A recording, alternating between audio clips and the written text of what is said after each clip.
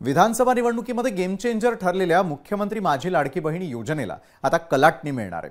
2.5 लाखांहून अधिक वार्षिक उत्पन्न असलेल्या महिला देखील या योजनेचा लाभ घेत असल्याच्या तक्रारी आलेल्या होत्या आणि त्यामुळे या अर्जांची आता छाननी केली जाणार आहे। छाननीनंतर नियमबाह्य असलेले अर्ज बाद केले जातील।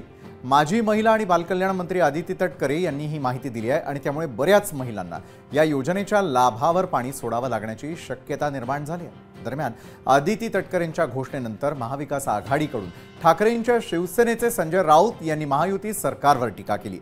निवडणुकीमध्ये महिलांची मतं विकत घेण्याचा प्रयत्न करण्यात आल्याचं संजय राऊतांनी म्हटलं। तसंच ज्या महिलांना पैसे दिलेले आहेत ते काढून घेऊ नका अशी विनंतीही संजय राऊतांनी महायुती सरकारकडे केली आहे।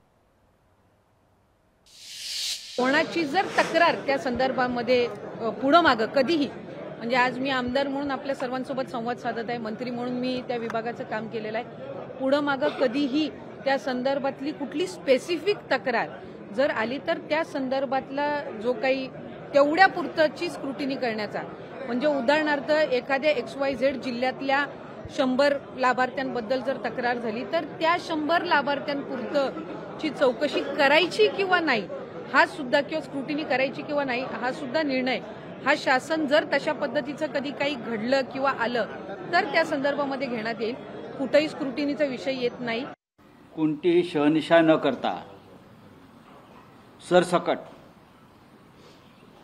1500 रुपयाचा जो व्यवहार केला त्याच्यावर अनेकांचा आक्षेप होता। आता स्वतः राज्याच्या मुख्यमंत्र्याने सुद्धा 2 दिवसापूर्वी सांगितलं की निकष बदलावे लागतील। 1500 रुपयाला मतं बहिणींची, महिलांची विकत घेण्याचा प्रयत्न झाला, ही लाच होती। तेव्हा त्यांना निकष, नियम, कागदपत्र